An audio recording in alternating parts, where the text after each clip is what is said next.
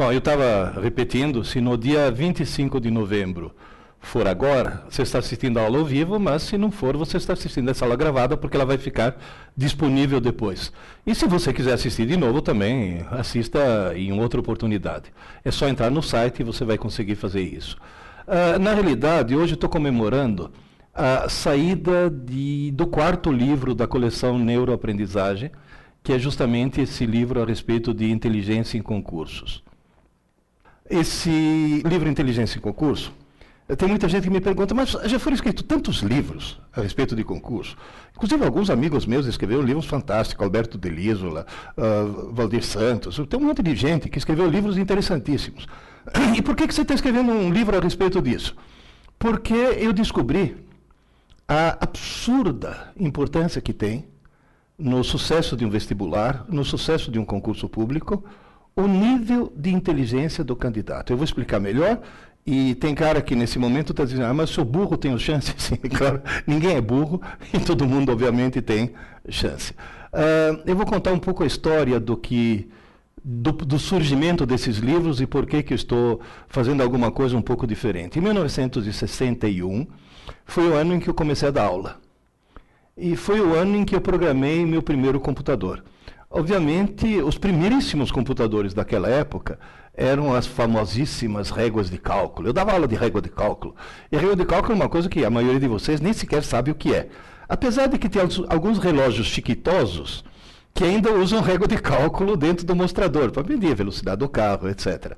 Mas a régua de cálculo era o típico exemplo de um computador analógico. Mas já existiam naquela época computadores analógicos eletrônicos. E um modelo parecido com esse foi o primeiro que eu programei, em 1961. Não sei se vocês estão notando, existia um painel todo colorido e um monte de fios conectados, como se fossem aquelas mesas telefônicas antigas. Na realidade, o engenheiro que estava me ensinando a usar isso disse, era um texano, e falou, a parte dura, que seria o painel, nós chamamos de hardware. A parte mole, que são os fios que fazem programação, nós chamamos de software. E o engraçado é que essa terminologia hardware e software continuou depois para o computador digital. O primeiro digital que eu programei foi em 1967. Eu fiz um curso na Faculdade de Higiene e Saúde Pública da USP, um curso de 40 horas.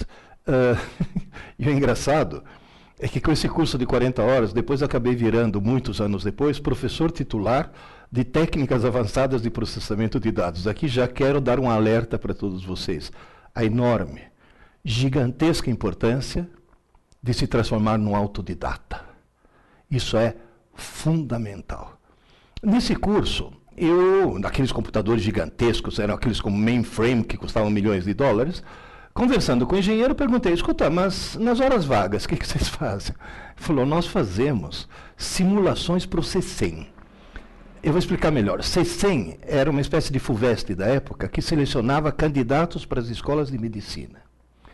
Um gênio, infelizmente já falecido, Dr. Leser, foi o primeiro cara que inventou a prova tipo teste, mostrou que a prova tipo teste funcionava fantasticamente no C100, e foi o cara que colocou, entre as várias matérias, o famoso teste de nível mental.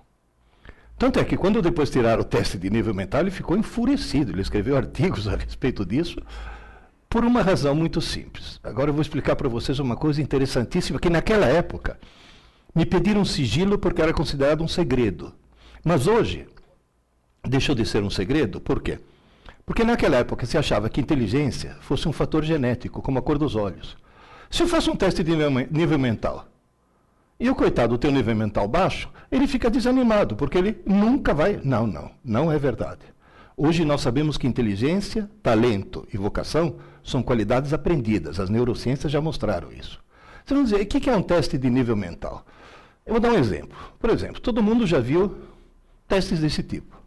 Aqui, por exemplo, eu tenho 9 quadradinhos, só que um deles está faltando. Eu tenho que descobrir nos 5 de baixo qual é o correto. Olhando, examinando um pouco, e você deve estar conseguindo ver isso na sua tela, você vê que nos 9 quadradinhos, dentro dele tem 9 quadradozinhos e 3 elementos, o triângulo, a bolinha e a cruzinha. E esses elementos estão em posições diferentes em cada um deles. Provavelmente a resposta certa qual que é? Aquela na qual os 3 elementos estão em posições que não foram ocupadas nos 8 anteriores. Vamos começar, por exemplo, com o triângulo.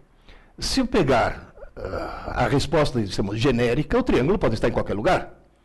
Agora, se eu olhar lá em cima, no quadradinho superior à esquerda, eu noto que o quadradinho superior à esquerda já está tomado. Portanto, eu posso, na resposta, dizer, bom, com certeza, na resposta, eu não vou ter o quadradinho superior à esquerda. Então, o que eu faço? Vamos ver no próximo. O quadradinho inferior à direita também já está tomado, então eu posso eliminá-lo.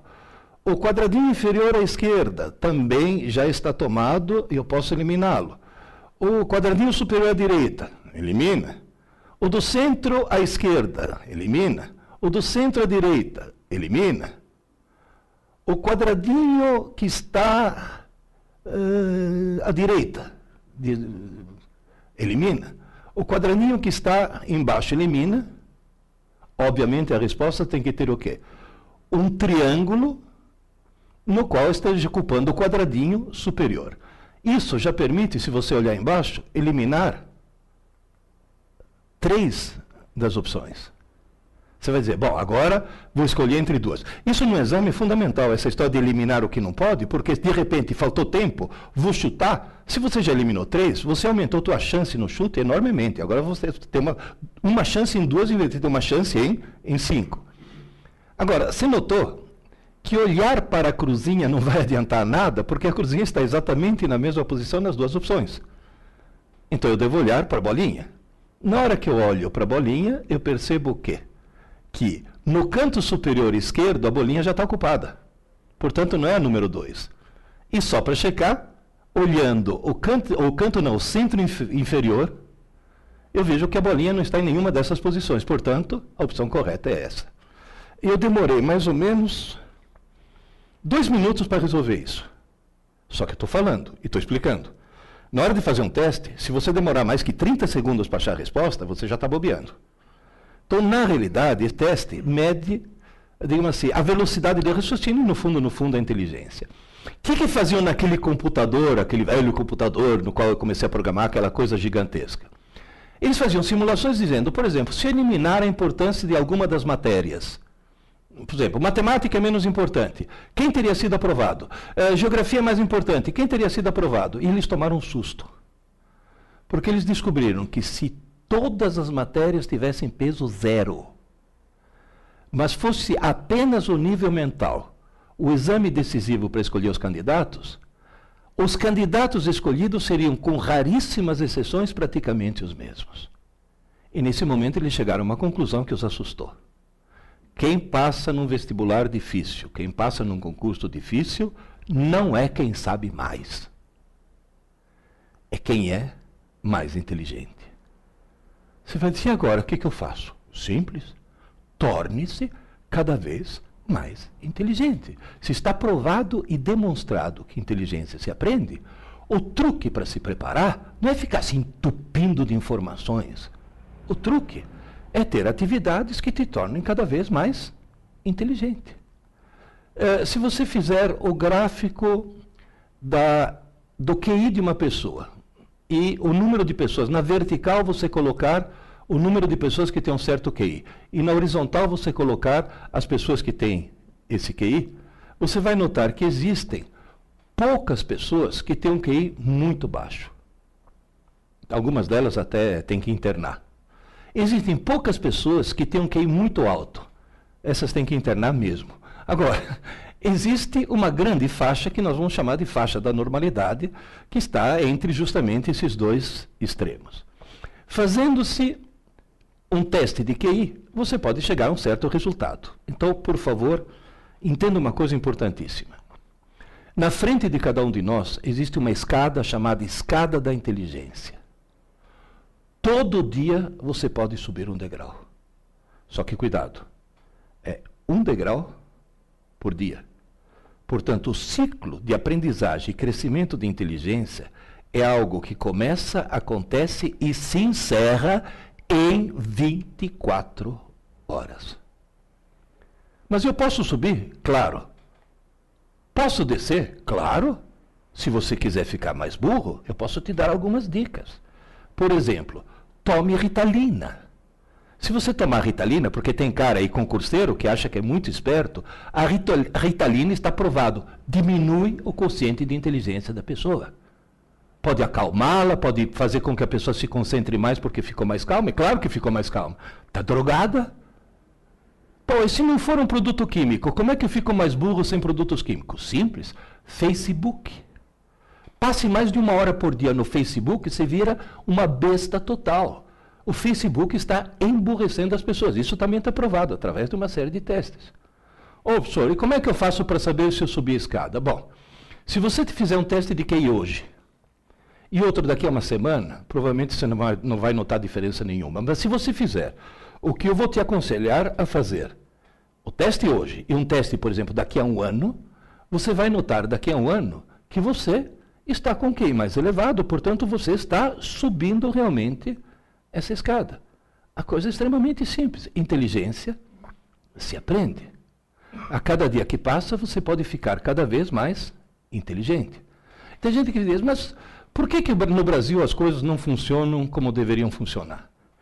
Se eu fizer um teste de QI na humanidade, em geral, por definição, o QI médio da humanidade foi atribuído ao QI médio da humanidade o valor 100. Tem que falar, se eu tiver QI 100, eu sou normal? Não, você é médio. Se você tiver QI 100, você é mais inteligente que metade da humanidade. Mas sinto muito, você é mais burro que a outra metade. E se você quiser realmente ter sucesso num concurso, num vestibular, trate de subir a escada. O problema é subir a escada. Se fizeram por amostragem um teste de QI na população da Inglaterra, obteve-se o valor 100. Isso mostra o quê? Que os ingleses são normais. Aí fizeram um teste de QI na população do Japão. Deu 113. Agora, cuidado. O cérebro de um japonês, biologicamente, é idêntico ao cérebro de um inglês. Portanto, se a população média do Japão tem um QI tão mais elevado que o da Inglaterra, isso mostra o quê?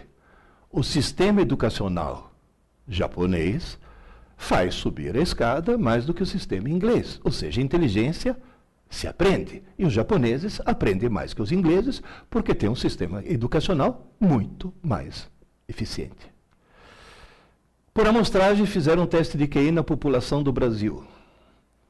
O resultado foi catastrófico. O QI médio de 87. 87 é caso limítrofe. O que nós podemos concluir daí? O sistema educacional brasileiro faz descer a escada, faz desaprender inteligência. Nós temos aqui nesse país um potencial fantástico, uma juventude maravilhosa que está sendo imbecilizada literalmente por um sistema educacional completamente equivocado. E você que está se preparando para um vestibular ou para um concurso, provavelmente, mas muito provavelmente, você foi vítima desse gigantesco equívoco. E está na hora de mudar um pouco esse equívoco. Você foi vítima de um equívoco terrível. Mas está na hora de melhorar as coisas. Você vai dizer, qual é esse equívoco? Uma jornalista estava me entrevistando, falou, lá em Londrina, ô professor Pierre, por que o sistema educacional brasileiro é um dos piores do mundo? Eu dei uma resposta que para um italiano é óbvia. Descobri que para os brasileiros não. Porque tem duas palavras que em italiano significam coisas diferentes, mas que em português o pessoal acha que são sinônimos. Ela achou tão estranha que colocou na primeira página do jornal. E a explicação é simples. O sistema educacional brasileiro é um dos piores do mundo, porque o Brasil tem milhões de alunos e pouquíssimos estudantes. Milhões de alunos e pouquíssimos estudantes. Qual é o problema? Os pais brasileiros, os professores brasileiros, as pedagogas brasileiras querem que você seja um bom aluno. E sabe o que bom aluno faz? Vai bem na prova, tira boas notas, passa de ano, obtém um diploma e não aprende nada. Não consegue aprender. Gente, Eu dei aula num cursinho em São Paulo, onde eu tive mais de 100 mil alunos, vindos das melhores e mais caras escolas dessa cidade. Chegavam para mim no cursinho, mentalmente virgens, sem saber absolutamente nada. Passaram direto. Por quê? Porque no Brasil a gente confunde aluno com estudante. Bom aluno não passa no vestibular. Bom aluno não passa num concurso. Quem passa num vestibular ou num concurso é bom estudante. Mas, professor, qual é a diferença? Um aluno é alguém que assiste às aulas. Ser aluno é a coisa mais fácil do mundo. Entra num curso qualquer, se matricula, encosta teu bumbum numa cadeira, pronto, você vira um aluno. Agora, estudante não. Estudante é alguém que estuda. Ué, mas se eu estou assistindo a aula e não estou estudando, este é um outro equívoco terrível. É uma das armadilhas mais terríveis que existe. Quem está assistindo às aulas não está estudando. Assistir às aulas não é estudar. E todo mundo cai nessa armadilha. Ah, na faculdade eu estudo à noite. Você assiste aula à noite. Ah, meu filho lá na escola estuda de manhã. Não, seu filho de manhã não estuda. Seu filho de manhã está assistindo às aulas. Vocês vão dizer, mas não é a mesma coisa, não. Assistir às aulas é um processo coletivo e passivo. Numa aula expositiva, o aluno ouve, vê e entende, mas é passivo. E outra coisa, normalmente numa aula tem um professor e vários alunos. Quando os alunos são pequenininhos, é uma professora para 12 alunos. Depois cresceram mais, é uma professora para 30. Depois é um professor para 50. Eu, no cursinho, eu dava aula para 200 alunos. Numa boa. Mas já eram adolescentes. Já eram gente adolescente ou até adultos. Então é um processo coletivo e passivo. Agora, pensa um pouco. Qual é o oposto de coletivo? É solitário, individual. Qual é o oposto de passivo? Ativo. Estudar, justamente, é um ato individual e ativo. Agora eu vou fazer uma pausa, porque essa é a parte mais importante que vocês têm que entender. Gente, ninguém está estudando se não estiver sozinho. É individual. Não existe grupo de estudos. Isso é uma contradição em termos. Se é grupo, não é estudo. Estudo é individual. Cada um por si. E além de ser individual, é ativo. Ninguém está estudando se não tiver uma caneta ou um lápis na mão e não estiver escrevendo. Eu vou repetir. Escrevendo. À mão. Gente, vocês estão falando com um homem de 70 anos que começou a dar aula com 18, que já deu aula para criança e já deu aula na pós-graduação para médico psiquiatra. Vocês estão falando com um homem que só no curso pré-vestibular teve mais de 100 mil alunos.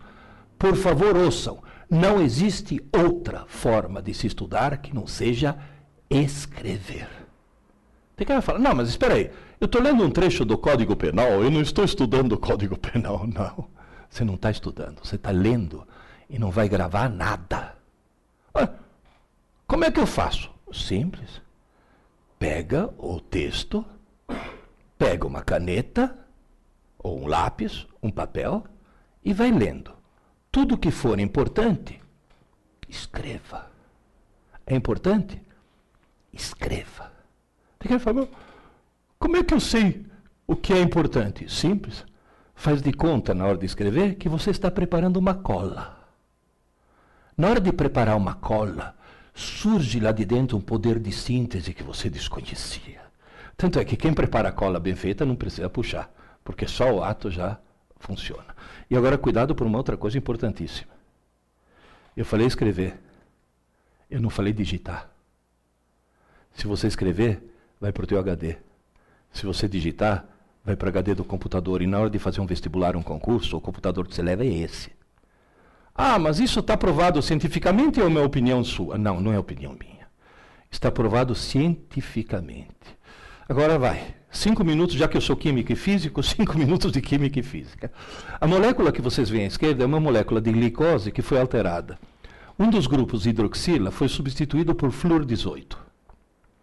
Flúor 18 é um isótopo radioativo que decai para oxigênio 18, emitindo um neutrino e um pósitron, ou seja, um elétron positivo. O que é um elétron positivo? É o elétron da antimatéria. Toda vez que um elétron positivo da antimatéria encontra um elétron negativo da matéria, os dois se aniquilam, desaparecem. Nessa altura, Lavoisier dá 3 voltas no túmulo. A matéria desaparece e surgem 2 pulsos de energia, 2 raios gama que saem um para cada lado. O que eu faço? Como o maior combustível do cérebro é açúcar, eu dou para o cidadão açúcar, uma solução de açúcar, água com açúcar, só que com esse açúcar. E coloco o cidadão exatamente no centro de um detector circular de raios gama. A região do cérebro que mais consome açúcar vai produzir mais esses pares de raios gama, que como não chegam exatamente no mesmo instante, a diferença de tempo permite localizar de onde partiram. E a quantidade de aniquilações que acontece permite determinar quanto açúcar aquela região do cérebro está consumindo. Ou seja, eu quase que consigo fotografar o pensamento. Por exemplo, nesse exato momento, agora, vocês estão me ouvindo. Se vocês estão me ouvindo, no hemisfério esquerdo do teu cérebro, nessa posição mais ou menos, na região de Wernicke, está acendendo. O que estou falando está acendendo mais na frente, a região de Broca. Se você está de olhos abertos olhando, está acendendo aqui o lobo occipital. E se você está pensando, obviamente, acende o lobo pré-frontal. Você vai dizer, mas dá para perceber, inclusive dá para responder perguntas. Por exemplo, tem muitos que me perguntam, posso estudar assistindo TV? Não. Posso estudar com o computador ligado? Não. Posso estudar ouvindo música? Sim. Nessa altura a pessoa fala, como assim? Veja bem, se você pegar um cérebro em repouso, aquela figura lá embaixo, você está notando que o vermelho, a maior atividade, acontece no lobo occipital, que é justamente o cara está de olhos abertos, está processando a imagem. Se você estiver estudando, usando só linguagem, português e matemática, que são as 2 linguagens, acende somente o lado esquerdo. E se você estiver ouvindo música, acende só o lado direito.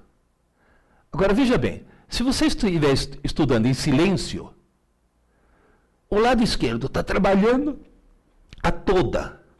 O lado direito não tem o que fazer, fica enchendo o saco. Então você está lá, olha, porque as placas tectônicas, olha a borboleta azul. É o lado direito enchendo. Então o que você faz? Liga uma música e mantém o lado direito ocupado enquanto o lado esquerdo está estudando. Mas cuidado, quando eu falei liga uma música, nessa música não pode ter ninguém cantando no idioma que você conheça. Porque se você conhecer o idioma, invade o lado esquerdo e a letra da música atrapalha aquilo que você está estudando. Está bem claro isso? Ah, eu quero ouvir rock com um vocalista. Ótimo. Tem ótimas bandas de rock húngaro. Porque nenhum húngaro entende que outro húngaro está falando. E note uma coisa interessante, esse PET, né, o Positron Emission Tomography, é tão sofisticado que se você está ouvindo jazz, acende aqui. Se você está ouvindo Mozart, acende aqui. Ou seja, são regiões do cérebro diferentes que foram treinadas de forma diferente para ouvir tipos de músicas diferentes. Agora, se você estiver ouvindo funk, não acende absolutamente nada, porque não há necessidade de cérebro para ouvir funk. Isso já é um outro problema. Agora, essas experiências todas mostram uma coisa interessantíssima. Quanto mais regiões do cérebro você acender, mais chance você tem de gravar alguma coisa. Moral da história. Se você escrever, por exemplo, BA, manuscrito, um monte de regiões no teu córtex motor se acendem. Se você simplesmente digitar não acende quase nada. Digitar não serve. Você tem que escrever. Escrever e muito. Teve um amigo meu, professor. Me ajuda aí. Falei, o que foi? Estou me preparando para um concurso público, estou estudando 14 horas por dia, estou me matando de estudar, e não rende, chega no fim do assunto, já esqueci o começo. Onde estou errando? Falei, bom, primeiro erro é estudar 14 horas por dia. Só um louco faz isso. Nenhum cérebro humano consegue transformar 14 horas de informação em 14 horas de conhecimento. Portanto, o trouxa que estuda 14 horas por dia está jogando fora um monte de seu tempo. Ah, mas eu falei, bom, vou fazer uma coisa, eu vou na tua casa, vou ver como é que você está estudando. Fui na casa dele. Falei, querido, Você não está estudando 14 horas por dia. Você está jogando na lata do lixo 14 horas do teu dia. Ou por quê?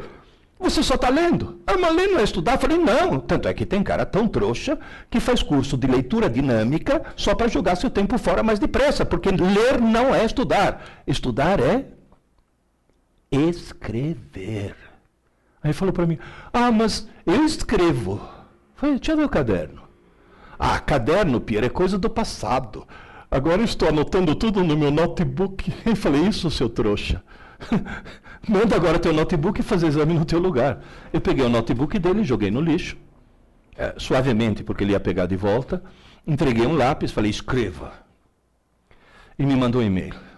Pierre, você mudou minha vida. Tudo que estava no notebook, eu passei por caderno. Incrível. Agora eu não consigo mais esquecer as coisas. Note que ele não falou agora eu consigo lembrar, agora eu não consigo mais esquecer. Portanto, queridas e queridos, não tenha preguiça de escrever. E mais uma coisa, hein? Ler numa tela que emite luz não dá nem 30% da retenção do que ler em papel que reflete luz. Portanto, se você tiver um texto interessante na internet para ser estudado, imprima. Duas vantagens. Uma, ler em papel é muito melhor, mas é melhor mesmo. Tem vários estudos que mostram isso. E outra, se está em papel, você vai poder ao lado fazer anotações. Cuidado, eu falei escrever, não falei sublinhar. Hein? Sublinhar não adianta nada. Tem que escrever. Ah, mas isso é perda de tempo. Tudo bem, então continua perdendo 14 horas por dia. Continua jogando na lata do lixo 14 horas do teu dia. Não adianta nada, não adianta absolutamente nada. As pessoas no Brasil não sabem estudar. Tenta imaginar o seguinte, o sujeito entrou na faculdade de Direito da USP, vai fazer Direito no Largo São Francisco, passou por um vestibular altamente competitivo, portanto é alguém que já subiu bastante na escada da inteligência.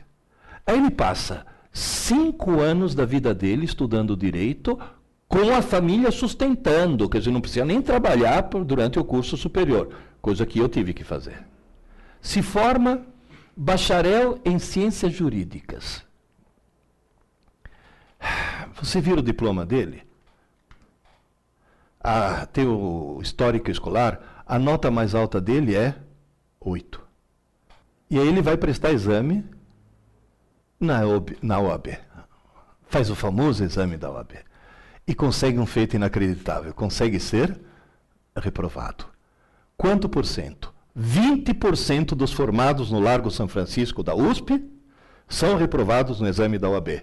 40% dos formados em faculdades de direito federais são reprovados no exame da OAB. E 82% dos bacharéis em direito no Brasil inteiro são reprovados no exame da OAB. E agora vem a pergunta, por quê? Vamos pegar esse caso da USP? Pergunta número 1. É alguém lesado mentalmente? Não. Passou num vestibular bem competitivo. Pergunta número 2. É alguém que fez direito na Unisquina? Não, fez direito no Largo São Francisco. E por que ele foi reprovado? Simples, porque ele cometeu o maior erro que qualquer estudante brasileiro pode cometer. Estudou para a prova. Quem estuda para a prova monta um castelo de cartas na cabeça, consegue tirar nota e não consegue aprender nada porque logo em seguida esquece tudo. Portanto, cuidado com uma coisa. Se você nesse momento está estudando para passar num vestibular ou está estudando para passar num concurso, esquece, você não vai passar. Agora, se você estiver estudando para aprender de forma definitiva e para sempre, aí você vai passar. Porque a cada coisa nova que você aprende, você fica mais inteligente, e quanto mais inteligente, mais chance você vai ter. Mas quando eu falo a cada coisa nova que você aprende, é aprender contextualizando e aprender para sempre. Você vai dizer, professor, qual é o mecanismo para se aprender para sempre? É usar o cérebro. Eu dividi o cérebro humano em 3 partes para simplificar. Na realidade é muito mais complicado do que isso, mas só para simplificar agora. Essa parte azul é o cerebelo, a parte amarela é o sistema límbico e a parte vermelha é o córtex. Só para vocês terem uma ideia, os meus alunos da engenharia da computação calcularam que para obter o hardware correspondente ao córtex humano, eu deveria ligar em rede pelo menos 15 mil computadores de última geração. Portanto, dentro da cabeça, meu querido, você tem 15 mil computadores de última geração. Usa esses computadores, faz esses computadores funcionarem da forma adequada. Para com essa mania de estudar para a prova, para com essa mania de achar que memória, que tem que decorar as coisas. Torne-se mais inteligentes. Como? Aprendendo da forma correta. E qual é a forma correta? Bom, vamos lá. No cerebelo, que é essa região azul, você aprende coisas que têm muito a ver com habilidade física, tem a ver com equilíbrio e com ritmo. Por exemplo, no cerebelo, você aprendeu a andar de bicicleta. Agora, veja bem, o que a gente aprende no cerebelo é uma coisa que é difícil de se aprender, porque ninguém sai pedalando na primeira, quando vai andar de bicicleta, porém, uma vez que você aprendeu, você não esquece nunca mais. Portanto, o que você aprende no cerebelo é aprender de verdade, aprender para sempre. Só que tem um detalhe. Eu acho que nos concursos e nos vestibulares é meio difícil te pedirem andar de bicicleta para saber se você está habilitado para ocupar o cargo ou não. Moral da história, nós temos que colocar as coisas na região vermelha, no córtex. Só que a porta de entrada do córtex, da região vermelha, é o sistema límbico, a região amarela, que é uma região que, ao contrário do cerebelo, ao contrário dessa região da bicicleta, é uma região onde é facílimo por uma coisa, mas é facílimo perder. Por exemplo, você está numa cidade mineira muito estranha chamada Varginha. É uma cidade que no lugar de caixa d'água tem um disco voador. Você está andando por Varginha, de repente uma coisa estranha te chama a atenção. Se chama a atenção, imediatamente essa coisa estranha é passada para o sistema límbico. Mas entra-se com uma facilidade incrível. Porém, se parar de chamar atenção, algum tempo depois, acaba desaparecendo. Você vai dizer, é fácil pôr, mas é fácil tirar. Durante quanto tempo uma coisa fica armazenada no sistema límbico? Pode ficar armazenada segundos, minutos ou até horas. Jamais dias. O conteúdo do sistema límbico não sobrevive a uma noite de sono. E acho que você já desconfiou que quem estuda para a prova põe as coisas aonde? No sistema límbico. O tempo suficiente para tirar nota e esquece em seguida. E você já notou que quando o pilantra estuda em cima da hora para tirar nota, normalmente ele estuda quando? Não é no dia anterior. Ele acorda mais cedo para fazer a prova porque sabe que uma noite de sono pode estragar o que ele estudou no dia anterior, porque ele colocou tudo no sistema límbico. Você vai dizer, e como é que eu guardo uma coisa para sempre? Põe no córtex, na região vermelha, põe nos 15 mil computadores. Mas como é que faz isso? Simples. Vamos pegar um exemplo genérico. Você está numa aula de biologia e o teu professor diz, para de falar que aranha é inseto. Inseto tem 6 patas, que nem a formiga. Aranha tem 8, é aracnídeo. Bom, essa informação importantíssima, diga-se de passagem, a respeito da aranha, é uma informação que você recebeu como aluno, porque foi numa aula. Se foi como aluno, ela imediatamente vai para o sistema límbico, mas ela está condenada a desaparecer.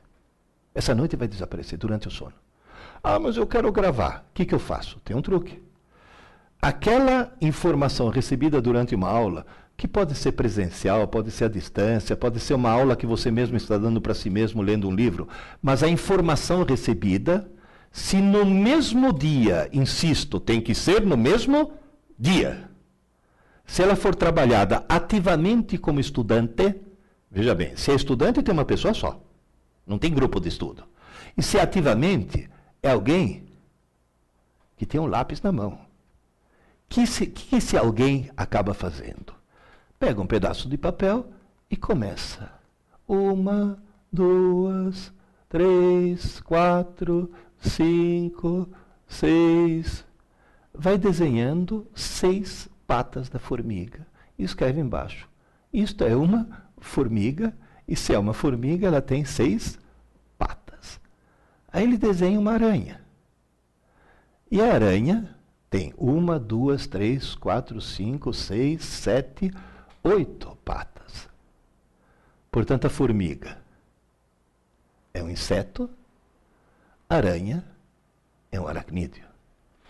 Esse ato de pegar um lápis e fazer isto, e note que não precisa fazer o tratado sobre a aranha e a formiga, não, é quase como se fosse uma cola. Essa coisa esquemática faz com que você deixe de ser aluno e nesse momento se vire estudante. Agora tem um detalhe, por que tem que ser no mesmo dia?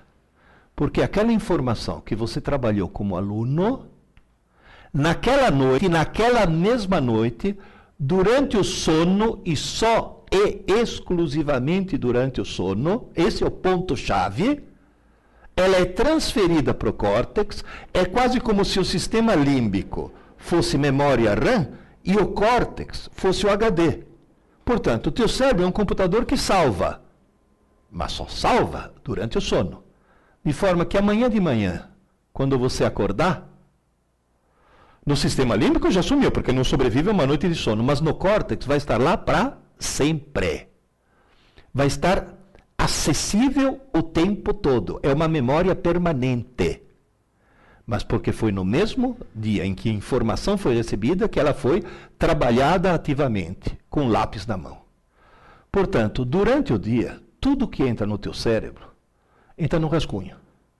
A atividade elétrica do teu cérebro, lá em cima, você está vendo naquele gráfico, é muito intensa. Conforme você vai adormecendo, ela cai quase a zero, é o chamado sono profundo, ou sono sem sonho. Nesse momento você tem o QI de uma beterraba em coma, zero. Você só não é um cadáver porque respira e bate o coração. O que o cérebro fez? Parou. E por que ele parou? Porque está na hora de arregaçar as mangas e fazer a manutenção. Eis que de repente começa uma grande atividade elétrica chamada sono REM. REM vem de Rapid Eye Movement, movimento rápido dos olhos. Você olha embaixo da pálpebra, você vê o globo ocular começar a pular de um lado para o outro. Nesse momento você está tendo um sonho absolutamente desconexo e sem sentido nenhum. Tanto é que, faz experiência, acorda alguém durante o sono REM e pergunta, você estava sonhando? Estava. O quê? Não sei. A pessoa não sabe. Porque é um sonho desconexo completamente. E nessa manutenção, o que está acontecendo? O que não foi trabalhado vai para o lixo. O que foi trabalhado ativamente como estudante, e não mais como aluno, vai sendo salvo no córtex, e depois de alguns episódios REM, você acorda e tudo está gravado no córtex. Agora, cuidado. Durante a noite tem que acontecer pelo menos 4 episódios REM. Ou seja, você tem que dormir, o ideal, 8 horas. Quebrando o galho, 6 horas. Tomem cuidado que o sono é fundamental. Ah, mas eu trabalho, estudo, blá, blá. Primeiro se organiza para ter horas de sono. Agora você vai dizer, mas como é que eu faço? Eu usava um truque. Gente, de dia eu trabalhava para sustentar mulher e filho. À noite eu fazia faculdade. Sabe qual é o truque que eu usava? Na hora do almoço, 15 minutos. Eu dava uma cochilada de 15 minutos. E depois eu vi que funciona por quê? Porque tem um estudo que mostra que se você dormir 3 horas, o tanto que você descansa dormindo 3 horas, 90% já foi descansado nos primeiros 15 minutos. Portanto, uma cochilada de 15 minutos é a salvação. Na hora do almoço, todo mundo tem esse tempo para poder fazer isso. Moral da história, veja o que acontece no teu cérebro conforme você vai estudando e gravando as coisas. Veja como os dendritos entre os neurônios vão crescendo, vão se entrelaçando, vão criando mais ligações, vão conseguir se conectar, vão conseguir fazer um circuito cada vez mais complexo, um circuito cada vez mais rico em ligações. Com isso daqui você está conseguindo 2 efeitos. Você está matando 2 coelhos com uma cajadada. Número 1. Para aprender alguma coisa, tem que criar uma rede neural. Você está criando. Então você aprendeu, sei lá, informação a respeito da aranha. Fato número 2. Quanto mais ligações você tiver no seu cérebro, mais inteligente ele fica. Portanto, quanto mais você aprende coisas de forma correta, que é essa que eu estou falando, mais inteligente você vai ficar. E mais experiências você vai poder fazer. Portanto, Se você tentar ensinar alguma coisa para um computador, ou seja, quando um computador aprende, você muda o software. Quando um cérebro humano aprende, você muda o hardware. Ou seja, o Pierre que vai dormir hoje à noite, amanhã de manhã é outro, porque meu cérebro não vai ter exatamente a mesma configuração de ligações que tinha antes de dormir. E o Pierre que vai acordar amanhã, se eu aprendi alguma coisa hoje, vai acordar mais inteligente. É uma coisa fácil de ser entendida. Portanto, toda informação recebida hoje, seja ela presencial ou à distância, ou até através de leitura, pura e simples, lendo simplesmente, você está recebendo informações. Essa informação obrigatoriamente deve ser estudada hoje, ainda hoje. Antes que se passe uma noite de sono. Tem gente que fala, espera aí, eu assisto a aula de manhã, o que eu devo fazer? Estuda à tarde. Eu assisto a aula à tarde, o que eu devo fazer? Estuda à noite, antes que se passe uma noite de sono. Tanto é que tem muitos de vocês, talvez, que tenham filhos pequenos, coisas desse tipo, que assistem a aula à tarde.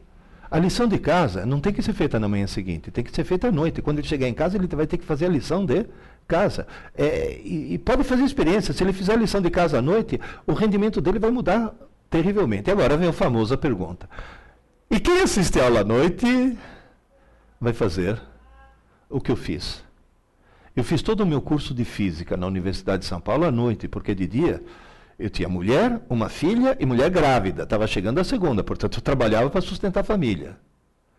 À noite eu ia para a faculdade, chegava em casa exausto, porém eu ia dormir meia hora mais tarde. E meia hora que eu passava como? De lápis na mão, escrevendo.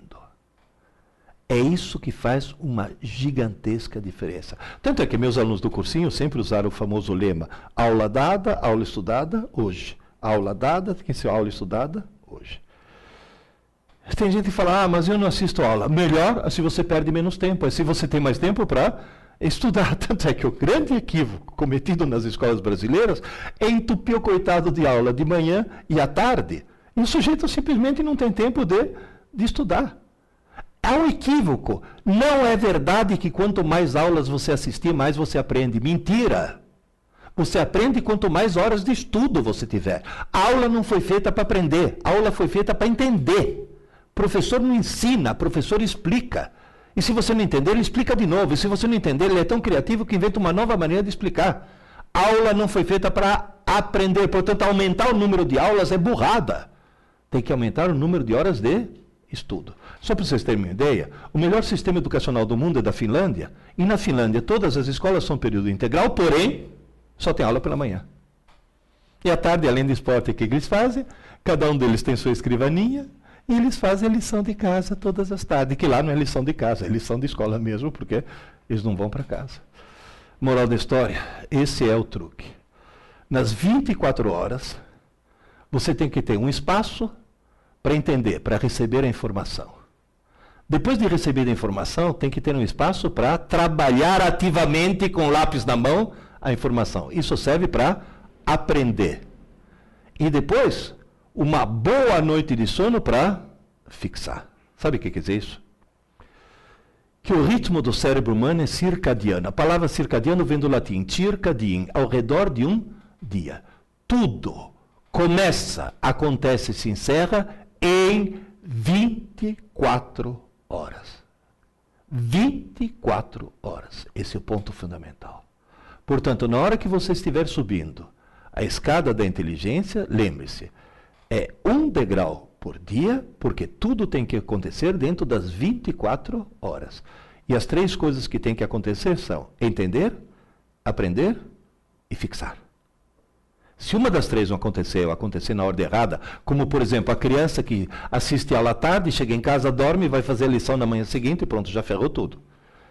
Se uma das 3 coisas não for feita, no dia seguinte você acorda no mesmo degrau onde você estava e você acaba de jogar na lata do lixo um dia da tua vida que não vai voltar nunca mais. E no cursinho pré-vestibular, eu recebi 100.400 alunos que descobriram muito tarde que não jogaram um dia ou outro na lata do lixo, jogaram anos da vida deles na lata do lixo. Por quê? A maldita mania de estudar para prova em vez de estudar para aprender. Quem estuda dessa forma que eu falei, pouco, mas todo dia, nunca mais na vida vai precisar estudar para uma prova. E tem mais uma coisa. Você vai fazer um concurso onde cai, sei lá, direito constitucional. Você estuda para o concurso. Você põe as coisas na cabeça para o concurso. Presta o concurso. Pode passar ou não. Alguns anos depois, você vai prestar um outro concurso onde novamente cai direito constitucional. O que acontece? Vai ter que estudar tudo de novo a partir do zero, porque não ficou gravado nada para sempre. Enquanto que se você estudar com esse processo pouco e todo dia, vai ficar gravado para sempre. Você vai estudar direito constitucional uma única vez na vida. Eu falo para o pessoal que faz, estou fazendo cursinho para a OAB. Eu falo, eu conheço um cursinho ótimo para a OAB. Só que tem um problema, dura 5 anos e chama Faculdade de Direito. É simples, né? E estudar pouco e todo dia. Agora, veja bem, tenta entender uma coisa extremamente importante. Quando você enriquece a rede neural, está aprendendo, está mudando, não o software, está mudando o hardware do teu cérebro. O enzima que permite fazer os dendritos crescerem, ele se esgota em aproximadamente 40 minutos. Portanto, aí vem um truque. Se você for estudar intensivamente, faz uma coisa. Estude meia hora e depois descanse 10 minutos. Estude meia hora e descanse 10 minutos. Não posso passar de meia hora? Experimenta. Nunca te aconteceu de pegar um texto, ler o texto do começo até o fim, chegar no fim e falar, meu Deus, o que eu li? Passou dos 40 minutos. Então, meia hora, 10 minutos. E depois, mais meia hora de estudo e 10 minutos de descanso. E depois, mais meia hora e 10 minutos. E vai indo até chegar mais ou menos a umas 3 horas e meia de estudos. Só que nessas 3 horas e meia de estudos, tem mais uma hora que foi intercalada, que é justamente o tempo de descanso. Mas desse jeito eu fiquei 4 horas e meia ocupado e só aproveitei 3 e meia. Não adianta. Você ficar sentado, amarrado numa cadeira, estudando, sem dar esses 10 minutos, você está jogando o teu tempo fora. Depois você vem e fala, não rende. O truque é esse. Meia hora, 10 minutos, meia hora, 10 minutos, meia hora, 10 minutos. E nesses 10 minutos, o que eu faço? Faz alongamento, vai tomar água, vai no banheiro fazer xixi, vai fazer qualquer coisa, menos atividade intelectual. E outra coisa, entre no MST, movimento do sem tela. Nesses 10 minutos não vai me ligar o Facebook ou coisa desse tipo, porque os 10 minutos viram 20, viram 30, ou coisas desse tipo. Vamos dizer, professor, tudo isso que o senhor está falando funciona? Há muito tempo atrás, eu fiz uma brochurazinha, uma apostilinha, chamada Aprendendo Inteligência, que justamente se tornou o volume 1 da coleção de neuroaprendizagem. Mas assim, impressa em papel, capa em papel e tudo mais. E passei isso, depois de palestra, para os meus alunos no cursinho. 600 cópias fizeram. E depois vieram, professor, minha vida mudou. Aí esse reforço positivo, eu falei, opa, então eu estou no caminho certo. O que eu fiz? Já fiz uma edição, esse ainda com a capa branquinha, um pouco mais chiquitosa, Deu muito certo. Mas, gente, eu tenho absoluta convicção que eu estou falando dá certo, porque as pessoas que leram esse livro, Aprendendo Inteligência, depois me dão retorno. Estão dizendo, mudou. Minha vida mudou. E a culpa não era deles. Eu já vi mãe falar, filho, desliga isso daí e vai estudar, menino. Você tem prova amanhã. Essa mãe acha que está ajudando o filho. Essa mãe está cometendo um crime hediondo. Essa mãe devia ser presa sem direito à fiança. Essa desgraçada está arruinando a vida do filho.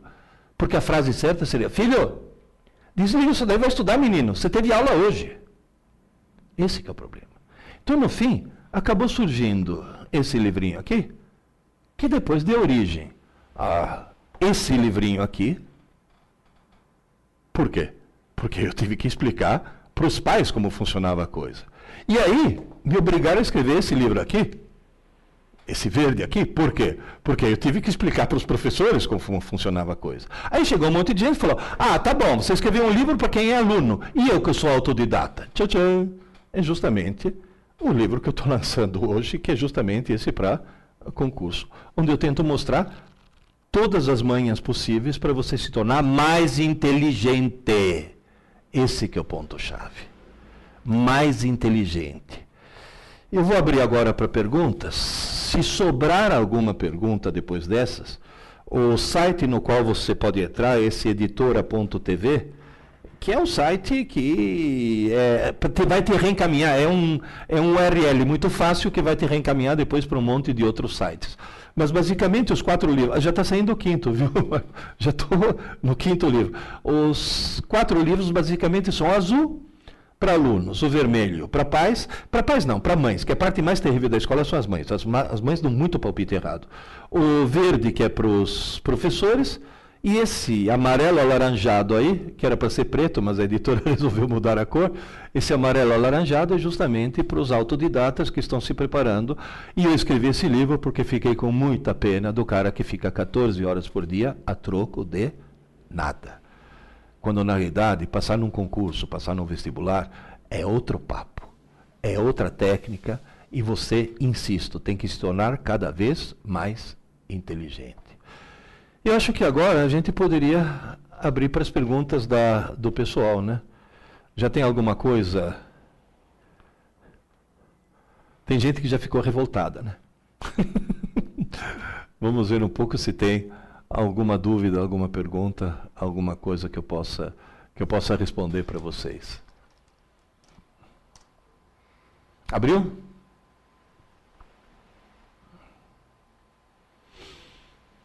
Eu espero que vocês tenham entendido. Tem muito mais coisa a ser falada. Eu já estou combinando outras aulas que a gente vai fazer aqui para entrar em mais detalhes a respeito, mas, na realidade, é extremamente importante que você perceba que você tem que mudar o teu cérebro. Não é pegar o cérebro que você tem e entupir de informações. Não. É pegar o cérebro que você tem e torná-lo cada vez mais rico em ligações, cada vez mais complexo, de maneira que ele fique mais inteligente e, portanto, aquelas informações sejam processadas melhor, mais contextualizadas e, principalmente, mais rápidas. Esse que é o ponto-chave. Maior velocidade de raciocínio. Chegou alguma pergunta? Sim. A Kaline pergunta, existe alguma técnica para aprender em curto tempo, em tempo mais curto? Não. Não. Desculpe eu tirar a tua ilusão, mas não. E eu vou explicar a razão neurológica para isso. Toda vez que você aprende alguma coisa, você faz uma alteração no circuito do teu cérebro. O que acontece é que o teu cérebro, por um mecanismo de defesa próprio, para manter a integridade da personalidade, ele admite poucas mudanças a cada 24 horas. Portanto, aquela escada que eu mostrei, os degraus são baixinhos. O processo é bastante gradual. Só para vocês terem uma ideia, como é o nome dela? Kaline, né? Kaline. Kaline, se você assistiu aquele filme Rain Man, com Dustin Hoffman e o Tom Cruise, naquele filme aparece um cara que existiu de verdade, que conseguiu memorizar 3.000 livros. E muito rapidamente, sabe como? O médico descobriu que com o olho esquerdo ele gravava a página da esquerda e com o olho direito ele gravava a página da direita. E se você chegasse depois para ele e falasse a crítica da razão pura de Kant, volume tal, página 15, ele falava tudo. Agora eu te pergunto, você acha que esse cara passaria num concurso? Você acha que esse cara passaria no vestibular? Claro que não, era um débil mental. Na realidade, por que ele se tornou um débil mental? Porque justamente o cérebro dele começou a sofrer muitas mudanças e muito rapidamente roubando a integridade de uma personalidade e de outras habilidades que acabaram desaparecendo, foram canibalizadas por essa habilidade em memorizar coisa. Mais uma pergunta, o Lélio pergunta, jogos estratégicos como xadrez e damas e Go ajudam a melhorar a inteligência? Muito, muito. Muito. Ao contrário de muito videogame. Tem alguns videogames também que ajudam a melhorar a inteligência, mas são raríssimos. E olha que eu estou falando de cátedra, porque quando eu era jovem, eu não jogava videogame, eu criava videogame. Então são raríssimos. Agora, esses jogos estratégicos, War, Go, Damas, xadrez, principalmente o xadrez, são jogos que desenvolvem muita inteligência. Mas, mais uma vez, cuidado, não vamos cair no Rain Man. Porque tem cara que joga xadrez com tanta intensidade, com tanta concentração, e só exclusivamente xadrez, que se torna o quê? Uma máquina de jogar xadrez, e é um cara que simplesmente não se desenvolve intelectualmente e outras coisas. Então é bom ir variando, é bom ir fazendo várias coisas diferentes. Excelente. João Neto pergunta, Pierre, qual a diferença desse livro para concursos para o livro azul para estudantes? No livro azul para estudantes, eu parto do princípio que o sujeito certamente teve uma aula, e o que fazer depois dessa aula. No livro de concurso, eu mostro que ele pode ou não ter tido essa aula, e no livro de concurso eu mostro, digamos assim, para um público mais adulto, um público mais amadurecido, eu mostro a enorme, gigantesca importância, de aumentar seu nível de inteligência, porque isso que é fundamental. 2, de começar a fazer exercícios mentais. E 3, eu mostro uma coisa, que no outro livro, no azul, não tinha muito sentido. Quais são as técnicas a serem usadas durante a prova? Durante a prova, porque durante a prova, tem gente, por exemplo, muito bem preparado, que durante a prova dá o famoso branco, se perde, está nervoso, coisa desse tipo. Então eu mostro o que fazer durante a prova. Vou dar um exemplo rápido. Você está numa sala no meio de concorrentes. Estatisticamente, você passa mais tempo cabisbaixo do que com a cabeça levantada pensando. Mas isso não é só você, todos os outros. Portanto, estatisticamente, na hora que você levanta para pensar, você vai ver um monte de gente cabisbaixo. O que vai passar na tua cabeça? Só eles estão fazendo, eu estou aqui perdendo tempo. Aí começa a dar aqueles pânicos idiotas. Então, é como você se acalmar. Inclusive, tem uma maneira muito fácil de você criar pânico nos concorrentes que estão na sala, viu? Porque você elimina alguns. Qual que é? Por mais que você esteja se ferrando, por mais que a prova seja difícil, de 3 em 3 minutos, bem discretamente, faz yes! E continua fazendo a prova. Os outros ficam destruídos, falam, meu Deus do céu, esse cara daí está sabendo tudo. Aí você destrói os outros moralmente, pelo menos. Daniel pergunta, professor, quem estuda sozinho não passa da etapa 1, que é entender, uma vez que não assiste aula. Nesse caso, o ato de entender a matéria passa pela leitura? É fundamental a leitura. Ninguém sobe a escada da inteligência se não for um leitor.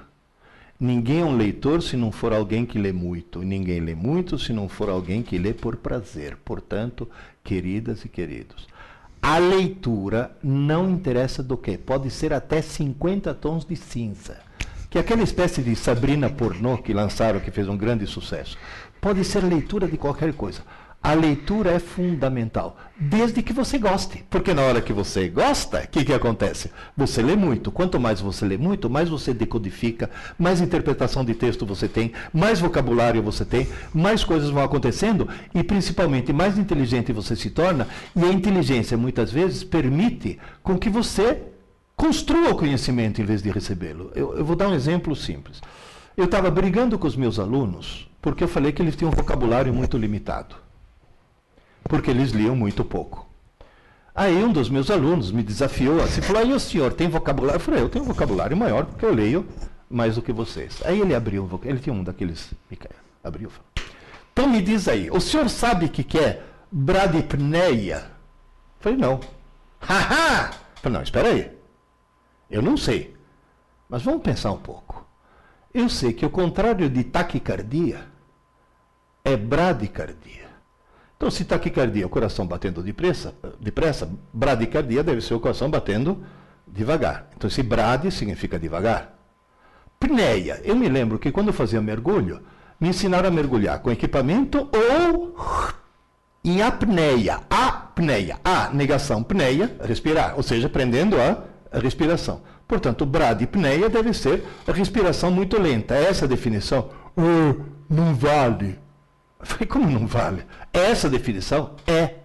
Eu tinha conhecimento? Não. Mas eu tinha inteligência suficiente para buscar coisas soltas, juntar e obter. Qual é o fator que permite isso? Leitura. Muita leitura. Infelizmente, o sistema escolar brasileiro é especialista em criar o ódio pela leitura. Pega uma criancinha de 12 anos e fala, você vai descobrir o prazer pela leitura. Toma, Iracema. Isso é um trauma que depois nem 20 anos de psicanálise tiram da pessoa. Toma, Dom Casmurro. Eu falo para os professores de literatura, começa com Harry Potter, você chega em Machado de Assis. Agora, começa com Machado de Assis, você não vai chegar em lugar nenhum. Portanto, para os autodidatas, a leitura como forma de lazer é fundamental, para dar justamente toda essa decodificação, interpretação de texto e tudo mais. Vamos lá. O Léo pergunta, tem o edital de um concurso. Como encontrar o material adequado que se só dispõe de provas anteriores? Bom, as provas anteriores já são uma boa indicação de qual é o estilo, pelo menos. São uma boa indicação de o que costuma ser cobrado. Agora, no edital, o que acontece? Você vai ter que procurar os livros texto correspondentes a aquelas matérias que vão ser cobradas. Ou então, se você tiver tempo, você faz um dos tais cursinhos preparatórios, não tanto pelas aulas que você vai ter, mas justamente porque esse cursinho já se deu o trabalho de organizar esse material numa série de apostilas, e também na internet tem um monte de apostilas a serem compradas ou obtidas em PDF, um monte de coisas. Quer dizer, a obtenção do material não é tão especialmente agora com a internet, não é uma coisa tão difícil assim. O Phil pergunta, quanto tempo o senhor recomenda estudar para um vestibular mais concorrido, como o de medicina? Eu diria, olha, não passe de 4 horas por dia. Estudar, não estou falando de assistir às aulas, estou falando de estudo concentrado, com caneta na mão, escrevendo. 4, se muito, 5 horas por dia, mas não muito mais, porque não vai ser a quantidade de estudo que vai te colocar na faculdade.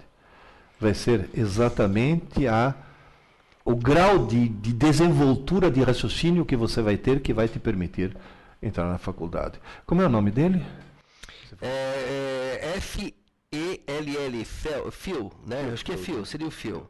Então, basicamente é isso, veja bem, não exagera no tempo, porque no fim, o problema é o seguinte, se em 3 horas, intercalada, daquele jeito que eu falei, meia hora, 10 minutos, meia hora, 10 minutos, meia hora, 10 minutos, se 3 horas, ou 4 horas que sejam, é o ideal. Se você estudar 8, sabe o que vai acontecer? As últimas 4 horas se sobrepõem às primeiras 4 e vai uma bagunça total e você não aproveita nem as últimas 4 e nem as primeiras 4. Então é melhor ficar nas primeiras 4 horas, que é o que vai te dar mais proveito. Né? O Luiz pergunta, por que há coisas que nós aprendemos e nunca mais esquecemos, mesmo sem dedicar um tempo para estudá-las separadamente? A razão é extremamente simples. O que passa do sistema límbico para o córtex durante a noite é aquilo que mais te impactou emocionalmente. Então, se você vê um desastre horrível, um caminhão destruindo um outro, provavelmente essa é uma cena que você nunca mais vai esquecer. Se você vir uma moça muito bonita, provavelmente é uma cena que você nunca mais vai esquecer. Agora, acontece que a equação do segundo grau não é uma coisa que normalmente impacta emocionalmente a pessoa. Ninguém vai, que bonito uma equação do segundo grau. Então, as coisas que não te impactam emocionalmente, essas você vai ter que impactar com o lápis na mão e ficar fazendo exercícios, que é a outra maneira que o cérebro tem de acabar gravando alguma coisa. Eu tenho certeza absoluta que todos vocês que estão me ouvindo agora, cada um de vocês lembra exatamente onde estava quando eu recebi a notícia dos 2 aviões entrando nas Torres Gêmeas de Nova York. Por quê? Porque foi uma coisa tão impactante que você não esquece justamente isso. Agora, é lógico, por exemplo, tem professores que têm a técnica de contar uma piada durante a aula para impactar emocionalmente. E sabe o que acontece? 2 meses depois o cara esqueceu a aula, mas lembra da piada, pelo menos. Então não é só essa coisa impactante que vai funcionar. Depois da aula, lápis na mão e trabalho.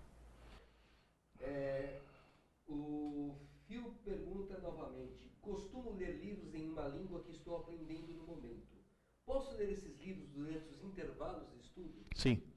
Sim, porque quando for outra língua que não o português, que é o que você está usando para estudar, você está usando uma outra rede neural, uma outra região de redes neurais, portanto você não está cansando, ou pelo menos não está impedindo que descansem aquelas redes neurais que você estava usando na hora de estudar. Então, e eu vou, já que estamos no assunto, para você aprender um outro idioma, tem uma dica fantástica.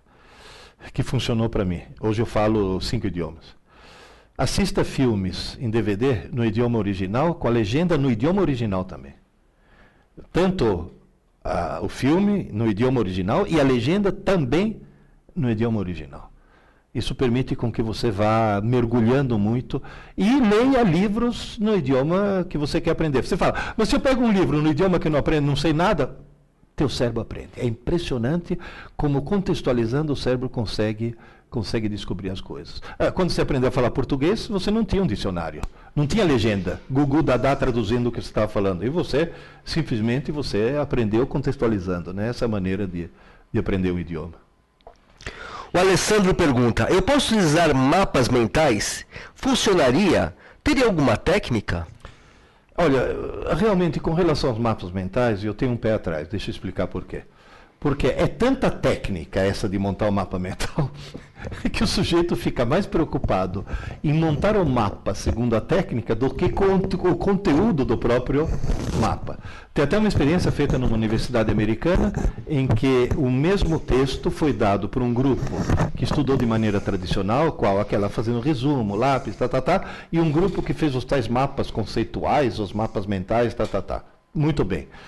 Depois de um mês cobraram aquele conteúdo, o pessoal que estudou da maneira mais tradicional teve um resultado melhor do que o pessoal que fez os tais mapas mentais. Então, os mapas mentais funcionam se o sujeito já estiver usando há muito tempo, portanto é uma coisa automática, em que ele não está preocupado com o mapa mental, ele está preocupado com o conteúdo daquilo que ele está colocando no mapa.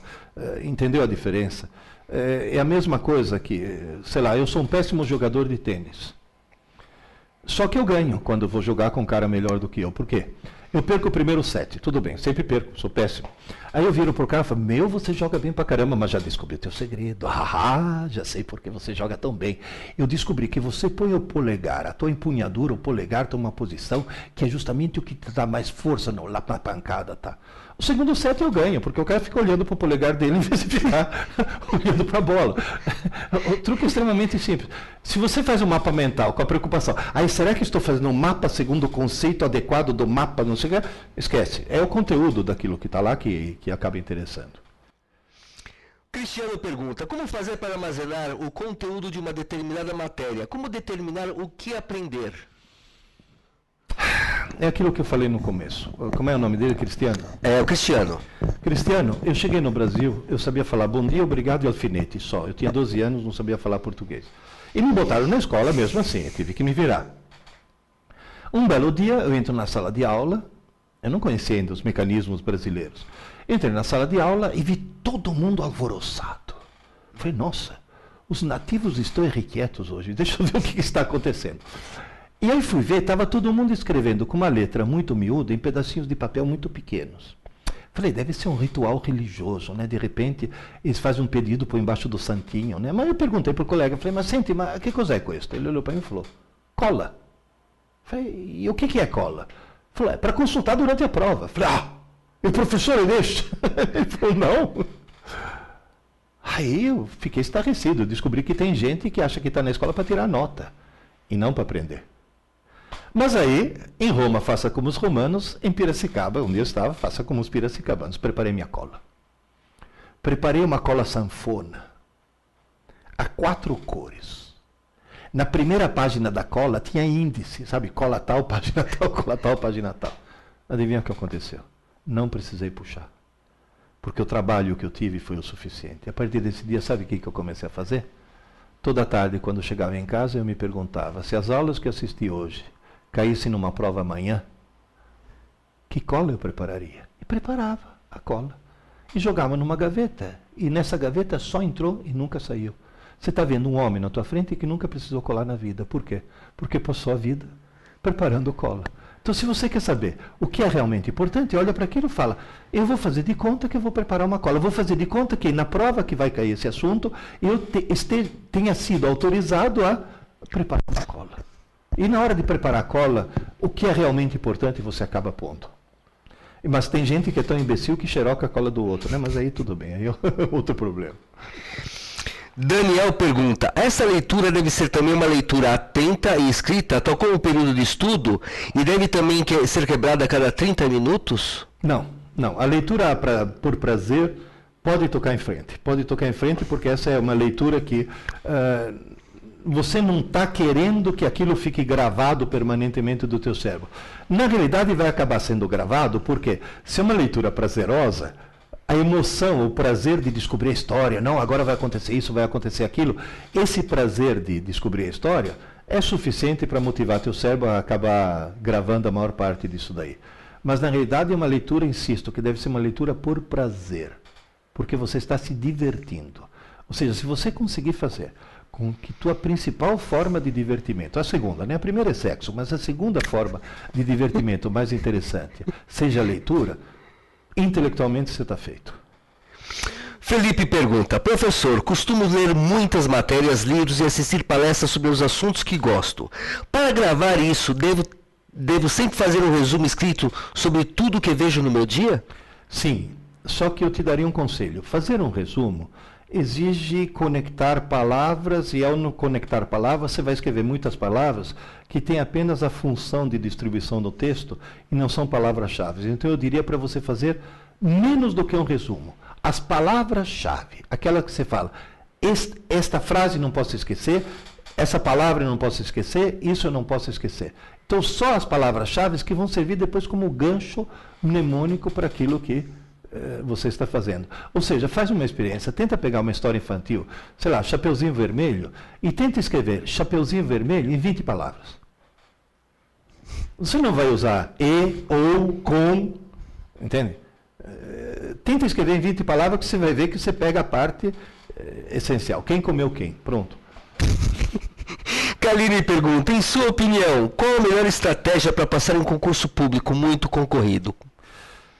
O concurso público muito concorrido, você viu a curva de QI, né? Quem está concorrendo naquele concurso está lá, naquela curva. Tá? De todo tipo. O truque qualquer.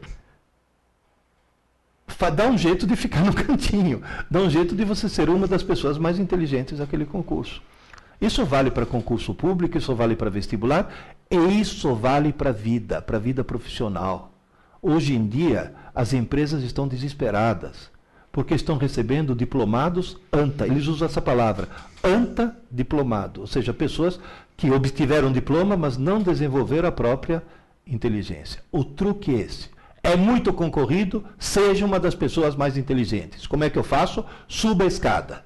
Suba a escada. Devagar, mas suba. Então, se você não conseguir no concurso de hoje, você vai conseguir no concurso do ano que vem. Mas comece a subir a escada hoje. Quem pergunta agora, ele entrou com o nome na sala que está sem acento, mas eu imagino que é o Zé.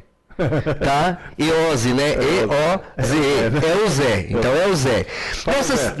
Nessas 3 horas e meia, deve estudar várias matérias ou somente uma matéria? O ideal é pular de uma para outra. Deixa eu explicar por quê. Aquela tal história.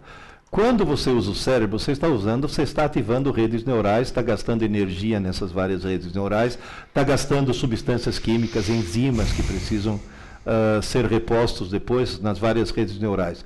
Se você estudar matérias diferentes, o que vai acontecer?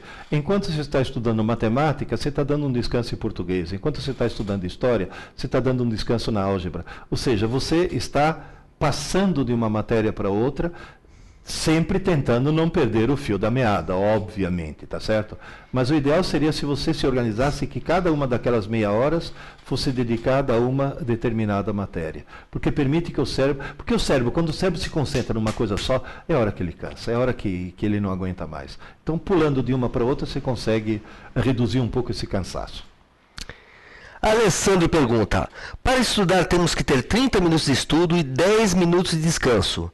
No caso da aula, até quanto tempo seria o ideal para não obter um retardo na obtenção da informação? Eu diria que uma aula deve conter de informação realmente essencial 30 minutos. Mas os outros 20 minutos, eles servem para quê? Eles servem para tirar dúvidas, servem para discutir a coisa, servem para contar, por exemplo, uma curiosidade a respeito do assunto, que muita gente acha que é inútil, porque quando o professor conta uma curiosidade, o cara fala, mas isso cai na prova. É o chamado idiota da objetividade quem faz isso. Na realidade, aquelas curiosidades, aquelas coisas adicionais, são ganchos mnemônicos que permitem com que você possa lembrar da coisa. Outro dia eu estava ontem à noite, na BR, eu moro em Itapecerica da Serra, na BR-116, a Regis Bittencourt, BR-116. Todo mundo sabe que a Regis Bittencourt é BR-116. E aí, conversando com a minha mulher, falei, se furar o teu pneu, você não sabe trocar pneu, como é que você vai chamar o socorro da operadora, da concessionária?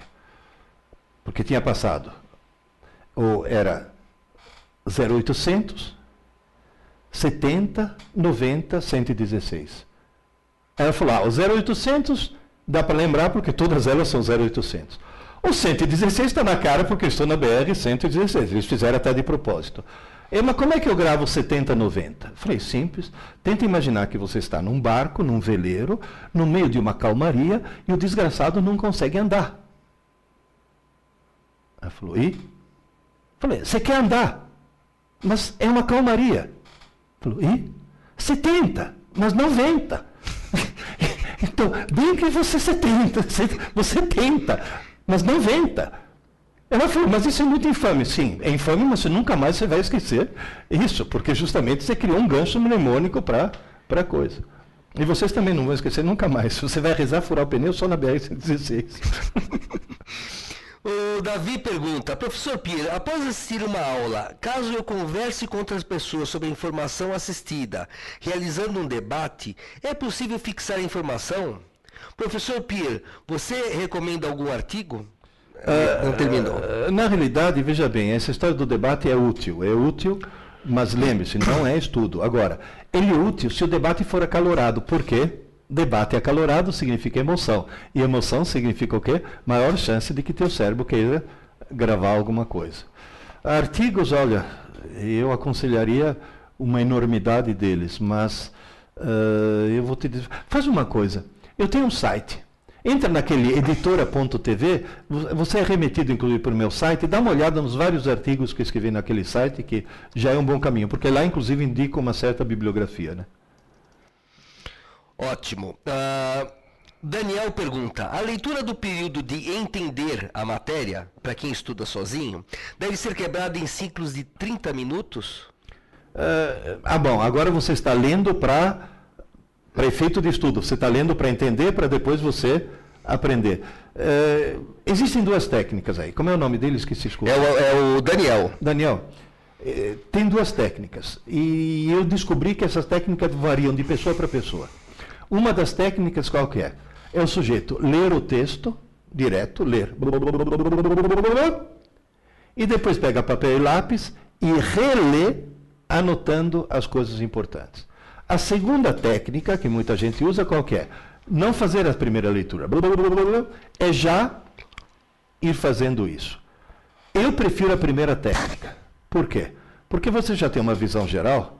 Portanto, na hora de fazer o que é importante, você já tem uma ideia do que é realmente importante, entende? Então você já fez uma leitura geral e depois... E nessa leitura geral, eu diria que os 30 minutos são mais do que suficiente. Dá sempre um intervalinho. Sempre. O intervalinho é fundamental, desde que seja um intervalinho, não vai exagerar. Né? Júnior, é a pergunta que eu gostaria de fazer. Só que para você passaram-se o semestre, né? Para mim passou quase uma vida, mas tudo bem. Já passou um mês de aula no semestre. Não segui a filosofia, aula dada, aula estudada hoje. Que estratégia pode me ajudar para armazenar o tempo e o conteúdo perdido? Em primeiro lugar, comece a fazer aula dada e estudada já. E não tente recuperar o tempo passado de uma vez. Faz uma coisa, comece a estudar corretamente agora. Mas eu tenho que voltar. Então, atenção, na hora de voltar, seja seletivo. Eu estou voltando numa coisa que vai servir de pré-requisito para o que eu estou vendo, volta. Estou voltando numa coisa mais ou menos independente que não vai servir de pré-requisito, espera. Você vai dizer, e quando é que eu vou recuperar isso? Fins de semana, é para isso que servem os fins de semana, para recuperar o tempo perdido. Davi, pergunta. Professor Pierre, você recomenda um artigo para me aprofundar no funcionamento do cérebro para fixar informação? Que ele não tinha terminado o texto, mas você já acabou respondendo isso, tá? Sim, eu aconselho, olha, é meio cabotino falar isso, é meio autoelogioso, mas infelizmente é verdade. Leia meus livros que você vai realmente perceber muita coisa. A Kaline carinhosamente comenta: parabéns, professor, o senhor é muito inteligente. Bom, eu tenho 70 anos subindo a escada, dá para subir a escada bastante. Mas tem que subir a escada. Isso é fundamental. E fazer ginástica mental, palavras cruzadas, xadrez. Xadrez eu sou um péssimo jogador, já descobri que nem vale a pena. Mas eu ganho também, viu, no xadrez. Sabe como? Eu pego o mestre em xadrez, falo, eu te desafio. Ah, porque eu sou mestre em xadrez. Eu não, eu sou péssimo. Só que, por favor, olha esses papeizinhos aqui, sorteia um. Ele sorteia, fala o nome de uma peça. Torre, abre. O que está escrito? Cavalo. Ótimo. No nosso jogo, a torre se move como se fosse um cavalo. Sorteia outra. Fala o nome de uma peça. Peão. A rainha. No nosso jogo, todos os peões se movem como se fossem rainha. E faz isso. Aí eu ganho. É claro que eu ganho. Porque tanto para mim quanto para ele é uma novidade. Só que para mim é uma novidade na qual eu me ponho a pensar. Ele não consegue porque está com a cabeça tão bitolada nas regras do xadrez que ele acaba perdendo. Isso é uma forma de ginástica mental, viu? Excelente. Mudar todas as regras nesse sentido. Mudar as regras. Phil pergunta: costuma explicar as matérias para outros alunos do meu colégio. Isto seria como estudar ou não? Sim. Olha, tem um ditado entre os professores que diz: se você quiser realmente aprender um assunto, dê aula dele. Dá aula daquele assunto que você realmente vai aprender o assunto. É fundamental. Tanto é que todo mundo fala: ah, mas você critica estudo em grupo, tá. Eu falo: eu não critico, tem um cara que leva vantagem. Aquele que está explicando as coisas para os outros. Esse é o único que está realmente aprendendo. Funciona, viu? Funciona muito bem. Dar aula para os outros é fundamental. Daniel pergunta: qual é a sua opinião sobre leitura em e-readers, como o Kindle? Aí que está. Deixa eu te explicar. Descobriu-se que tela que emite luz dá só 30% da retenção do que papel que reflete luz. Esse é caso que todo mundo já passou por isso. Todo mundo, você também já passou por isso. Ou seja, você gera um texto no computador, corrige o texto até ele ficar perfeito. Quando ele está perfeito, você imprime e toma um susto. Você fala: meu Deus do céu, deixei passar tanto erro, porque na tela você não viu. A Folha de São Paulo fez uma experiência, pegou alguns leitores que liam o jornal em papel, outros leitores que iam o mesmo jornal no tablet, idêntico. 3 meses depois foram fazer um recall do que, quem leu em papel deu de 10-0 nos outros. Só que o Kindle funciona como? Na hora que descobriram que a tela que emite luz não dá retenção, eles inventaram um display de electronic paper, de papel eletrônico. Tanto é que o Kindle, você não lê no escuro, você tem que ter uma fonte de luz. Alguns vêm até com abajurzinho. Então, digamos assim, é um quebra-galho para substituir o livro da melhor maneira possível. Mas, insisto, é um quebra-galho. Nada substitui o folhear, cheirar o papel, conseguir ver. E, de repente, você está assim. Opa! Já passei da metade. Do Kindle, você nunca vai saber se você já passou ou não da metade, porque a espessura dele é exatamente a mesma. Olha, opinião minha. É lógico, você está no avião com aquele crônicas de guerra, de fogo e de gelo, um negócio desse tamanho. Se você levar o livro a bordo, você paga excesso de bagagem. Então você vai levar o Kindle para no avião você poder ler. Tem essa facilidade. Mas se você está em casa, é livro mesmo. Isso que funciona. Pergunta o Daniel: posso tocar violão nos intervalos? Sim, por favor, é o melhor. Porque, inclusive, na hora que você toca violão, você está usando o lado direito do cérebro e permitindo que o lado esquerdo, que você massacrou até aquele momento, esteja descansando. O violão está aqui, do lado direito. Então, funciona perfeitamente. Maravilha, maravilha. O Léo pergunta: como ter certeza de que aquilo que foi estudado será devidamente gravado? Está devidamente gravado ou será devidamente gravado? Tem um truque. Uma semana depois, faz uma rápida revisão naquilo que você estudou na semana anterior. Você vai descobrir o que foi gravado e o que não foi gravado e, portanto, precisa ser regravado, porque nem sempre a retenção é 100%. E existe um fenômeno estranhíssimo chamado canibalização de redes neurais. Deixa eu explicar. Você aprendeu alguma coisa, criou uma rede neural. Se ela não for usada durante um certo tempo, a rede neural adjacente que está se criando vê um monte de neurônios parados, fala, opa, e toma. Na hora que toma, aquele assunto acaba sendo esquecido. Então é bom sempre fazer, uma semana depois, fazer uma revisãozinha. Jéssica, eu não sei se foi acidente ou se você foi proposital, mas ficou bonitinho. Professor, todos podem aprender sobre qualquer assunto? Então as dificuldades em algumas matérias, como matemática, são totalmente justificadas? Na realidade, todo mundo pode aprender qualquer coisa, não existem limitações. E está aí o Kumon que não me deixa mentir. O Kumon, na hora que alguém tem dificuldade, por exemplo, em matemática, o cara vai fazer Kumon e descobre que simplesmente ele aprende tranquilamente. Qual é a técnica? Lápis e papel, qualquer coisa você aprende se você mexer com lápis e papel. Tanto é que uma das minhas filhas está em Brasília, quer fazer concurso. Ô pai, eu tenho um problema em matemática, você que conhece o pessoal do Kumon, não podia pedir para eles para fazer um curso de Kumon pela internet? E falei, filha, mas a essência do Kumon é o lápis e o papel, como que vai fazer pela internet? O cara tem que escrever, não adianta. Não. Kaline pergunta, nossa, acho que Kaline, eu sei em parte a resposta dessa pergunta. Algum tipo de exercício para estimular o cérebro? Vários exercícios para estimular o cérebro, como alguém já disse aí, jogos de estratégia, xadrez, damas, palavras cruzadas é uma coisa assim importantíssima. Outra coisa, entra na internet, no Google, e procura IQ, quer dizer, IQ, Test Non-Verbal. Testes não verbais de QI. Você vai encontrar um monte. Começa a fazer. Uma pela curiosidade de você, vou ver o quanto eu sou inteligente, mas não. Outra, porque quanto mais você fizer esses testes, mais você acaba se tornando mais inteligente, porque a cada teste que você resolve, é uma rede neural nova que você está ativando. É uma coisa assim fantástica. Então, na realidade, existem 1000 coisas que você pode fazer, mas a principal qual que é? Leitura. Ler muito, nem que seja para ler Júlia, Bianca, Sabrina, Crepúsculo, essas coisas horrorosas, mas pelo amor de Deus, leia. Isso é fundamental. Desculpa. Daniel pergunta, como a revisão deve ser feita? Deve ser escrita como período de estudo, lápis e papel? Lápis e papel. Obviamente sendo cada vez mais sintético, porque aí cada vez você vai pegar a essência da essência da essência, né? O Luiz, se bem que já respondeu ela, mas eu vou repassar essa pergunta. Estou aprendendo um novo idioma, Luiz pergunta. Existe uma maneira especial para estudar em um novo idioma com mais eficiência? Sim, aquilo que eu falei. Assista um filme com o idioma original e a legenda no idioma original.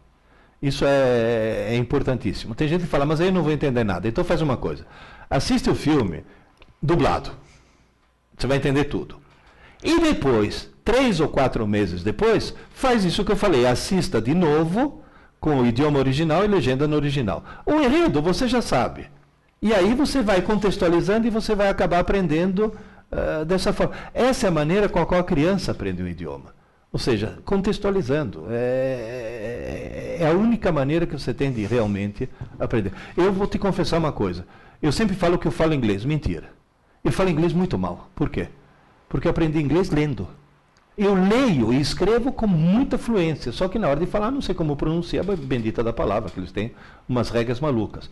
Mas, na realidade, eu aprendi lendo. E lendo o quê? Ficção científica, Isaac Asimov. Eu queria saber o fim da história.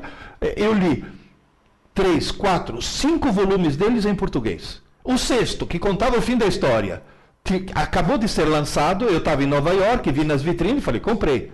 Estava em inglês, não teve problema. Comecei a ler em inglês. Na primeira lida, entendi 30%. Aí eu peguei e li de novo, já entendi 60%. Na terceira. Na quarta, já estava lendo fluentemente. Sem pegar num dicionário. Isso que é importante, sem pegar num dicionário. Por quê? Porque contextualizando, você vai acabar entendendo o significado das palavras. Matheus pergunta, foi o que você falou durante a aula, inclusive. Tenho aula à noite e se eu deixar para estudar no dia seguinte, eu perco essas aulas? Perde. Infelizmente, perde. Então, na realidade, é melhor você perder meia hora de sono, acordar meia hora mais tarde se puder, ou coisa desse tipo, mas tem que ser Na aula que você teve à noite, aquela aula vai ter que ser estudada na mesma noite, com papel e lápis. Isso sinto muito, o cérebro humano exige isso. Não fui eu que inventei isso, é o cérebro. O Júnior pergunta, tenho dificuldade em me concentrar em leituras de novos conteúdos na faculdade. Tenho que ler várias vezes até entender para posteriormente passar a estudar. Como posso ganhar tempo nesse processo? Veja bem, duas coisas. Primeiro, se você tem dificuldade em interpretar aquilo que está escrito, isso provavelmente você não é um leitor. Então, paralelamente, você vai ter que usar como forma de lazer a leitura. Desliga o videogame, desliga a televisão, desliga um monte de coisas e ler livros, muitos livros. Isso é um trabalho a médio e longo prazo paralelo. Agora, a curto prazo qualquer, se você tem dificuldade em se concentrar e entender, o que você faz? Escreva. Na hora que você está lendo, pega as palavras-chave, as palavras que você não entendeu, escreva. Palavras desconhecidas, escreva, porque depois você consultar no dicionário.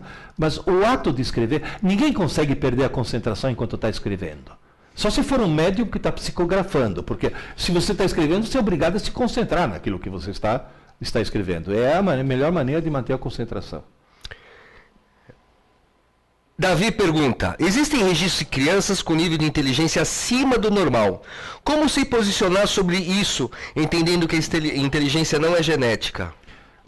Eu vou te dar apenas um exemplo. Há 40 anos atrás, uma revista francesa de divulgação científica chamada La Recherche, uma espécie de Scientific American francesa, publicou um artigo dizendo que astronomia é ciência, astrologia é superstição. A Associação dos Astrólogos Franceses processou a revista, dizendo que eles estavam difamando a astrologia. A revista, para se defender, fez o quê? Contratou um instituto de pesquisa e pesquisaram uma quantidade enorme de pessoas em termos de inteligência, profissão, talento, vocação, blá, blá, blá, uma série de fatores. E tabularam em função do signo para ver no que cada signo sobressaía. Deu a mesma média em todos, menos no nível de inteligência. Os nascidos em Capricórnio, Aquário e Peixes mostraram ter um nível de inteligência deslocado para mais comparado com os outros 9 signos. Ou seja, os nascidos em Capricórnio, Aquário e Peixes indubitavelmente eram mais inteligentes do que os outros 9 signos. Aí a revista falou, bom, se a astrologia não funciona, não é a influência dos astros. Por que isso? Inclusive é bom vocês tirarem esse sorrisinho de seus lábios, porque é só nascido na França, viu? Que tem cara aí de Capricórnio, Aquário e Peixe já se achando, né? Tô me achando o máximo, né? Na realidade, o que acontece? Quem nasce em Capricórnio, Aquário e Peixes na França, nasce no inverno. No inverno faz muito frio e os pais saem menos de casa e ficam mais tempo com o nenê. E só o fato do nenê, mesmo nas primeiras semanas de vida, ter tido mais carinho, mais amor, mais estímulos, tá? Faz com que essa criança desenvolva um nível de inteligência mais elevado. Então essas crianças superdotadas, na realidade, elas não nasceram superdotadas. Nasceram com características que faz com que os pais, ou o ambiente no qual eles encontram, a tornem superdotada. Eu vou dar um exemplo quase que pessoal. Eu nasci no meio da Segunda Guerra Mundial. Bota estímulo nisso. Você sabe o que é? No meio da noite, alguém te tirar do berço, e eu me lembro disso, te embrulhar num roupão e descer correndo as escadas e entrar num porão porque estavam bombardeando a cidade, e várias vezes isso já me aconteceu. Você vai dizer, mas isso é uma coisa trágica. Eu não sabia que era trágico, eu achava divertidíssimo. Aquela barulheira toda eu achava uma coisa divertidíssima. E esses estímulos adicionais fazem com que, de repente, teu cérebro se desenvolva um pouco mais. E outra coisa que é muito engraçada, que eu discuto no meu livro azul, é o que é genético não é inteligência. Sabe o que é genético? O nível de curiosidade. Se a criança nasce muito curiosa, e se essa curiosidade está num ambiente que essa curiosidade for satisfeita, essa criança vai lá para cima. E não é superdotação genética, é o meio ambiente, né? Professor, comprei todos os seus livros e li todos. Não sou professor, mas gostei muito do Ensinando Inteligência. E agora estou esperando chegar em inteligência em concursos. Parabéns. Oh, obrigado. E eu ensinando inteligência, acho que você gostou por uma razão. Porque aquele no qual eu mostro realmente quais são os mecanismos neurais que fazem com que exista o processo de crescimento da inteligência e o crescimento do conhecimento, do nível de conhecimento. É o mais técnico deles. Provavelmente foi por isso que você gostou mais. O Daniel pergunta, o papel onde escrevemos a matéria que estudamos deve ser jogado fora? Olha, pode ser jogado fora até. Porque eu, por exemplo, estudava, sabe como? Com uma lousa. Com um giz, escrevia na lousa. Resolvia meus problemas de matemática na lousa. Fazia meus resumos na lousa. Depois apagava tudo. Porque desde criança eu descobri que o ato de escrever é justamente aquilo que te torna, que faz com que o conhecimento seja absorvido. É o ato de escrever, não o que está escrito. Agora, respondendo uma pergunta anterior sobre revisões, o que você pode fazer é guardar aquele papel, porque na semana seguinte, quando for fazer uma revisão, você pode fazer revisão no próprio papel que você gerou. Né? Ou seja, quer um conselho? Crie suas próprias apostilas, no fundo é isso. A Kaline comenta, quando vou me apresentar em público, o nervosismo prevalece e esqueço tudo. Como controlar o nervoso para que não atrapalhe na minha desenvoltura? Você começa se apresentando em público de uma pessoa. Começa fazendo, por exemplo, uma exibição na frente do espelho. Depois chama a mamãe e fala em público, mas perante tua mãe. Depois chama mais gente e faz o público crescer gradualmente. E aí você vai fazer uma coisa que eu faço. Eu sou um homem extremamente tímido. Então, na hora que você me põe na frente de uma plateia com 200 pessoas, 300 pessoas, eu deveria entrar em pânico. Sabe o que eu faço? Eu esqueço que eu existo. Eu faço de conta que eu sou um fantasma. Eu esqueço da minha existência. As pessoas não estão olhando para mim. Eu estou olhando para as pessoas. Então, tenta um pouco abstrair esse tipo de coisa que você consegue vencer a timidez. A timidez... Agora, se você chegar e falar, ai, eu estou nervosa, vou entrar em pânico, aí você entra em pânico mesmo, tá certo? Então faz essa coisa, vai aumentando a plateia gradualmente até você se acostumar com plateias maiores. E plateias de desconhecidos, porque o grande problema é esse. É quando você se defronta com desconhecido. Eu, nesse momento, estou num problema terrível. Eu estou me defrontando com 20, 30, 40, 50 desconhecidos. E nem sequer tenho a chance de olhar para a cara de vocês para saber se você está sorrindo ou está fazendo cara de bravo. Então, não tenho nem sequer esse feedback. Isso, para alguém que é tímido, é terrível. Pode acreditar. O Tai comenta, sempre estudo escrevendo e acabo escrevendo muito. Aconselho só colocar as palavras-chave ou deixo isso para a revisão? Não. Começa a palavra-chave desde o começo. Não escreva demais, porque aí sim é perda de tempo. Escrever demais é perda de tempo. Escreva só as palavras-chave. Tem algumas meninas, porque isso é uma mania das fêmeas, que tem a mania de fazer aquela canetinha amarela fosforescente. O conselho que eu dou para elas é o seguinte, leia o texto com a canetinha amarela, bem economicamente sublinhando o que é importante. Depois você pega o papel e o lápis e tudo que você sublinhou, escreva. Isso é até uma maneira, digamos assim, dela começar a ser um pouco mais parcimoniosa, um pouco mais econômica. Porque tem gente que fala, vou sublinhar o que é importante, e risca o texto inteiro. Quer dizer, aí não adianta absolutamente nada. Né? Rodrigo pergunta, essa pergunta é difícil, não sei se você vai saber responder. Essa te pegou. Professor, poderia informar qual o tema do 5º livro e qual a previsão de lançamento? O tema do 5º livro, na realidade são 2 livros que estão em canteiro de obras. Tem o volume 5, que é Criando Aulas Inteligentes. É mostrando para as escolas como cada escola pode montar seu próprio sistema de ensino e não ficar escrava dessas palhaçadas comerciais que estão por aí dos chamados sistemas de ensino. Então isso é para ajudar as escolas a consertar um pouco esse sistema educacional que está catastrófico. O outro livro não é o volume 6, é o volume 0. Porque estão me pedindo para fazer livro para criança. Para que crianças já comecem a fazer a coisa certa desde o começo. É lógico que vai ser um livro colorido, com pouco texto, com muita figura, mas é um livro que hoje de manhã para quem está assistindo ao vivo, um dia de manhã para quem está assistindo ao gravado, eu fiz uma palestra para o 7º ano de uma escola, a Escola Horizontes, perto da Rebouças. Crianças fantásticas. Eu falei, essas crianças têm... E elas usaram o livro azul, aquele livro Aprendendo Inteligência, usaram, tá? Sabiam. Uma delas fez uma apresentação para os pais. Entende? Agora, quanto mais cedo começar, melhor. Aula dada, aula estudada. Hoje, deveria ser uma coisa para dar no primeiro ano.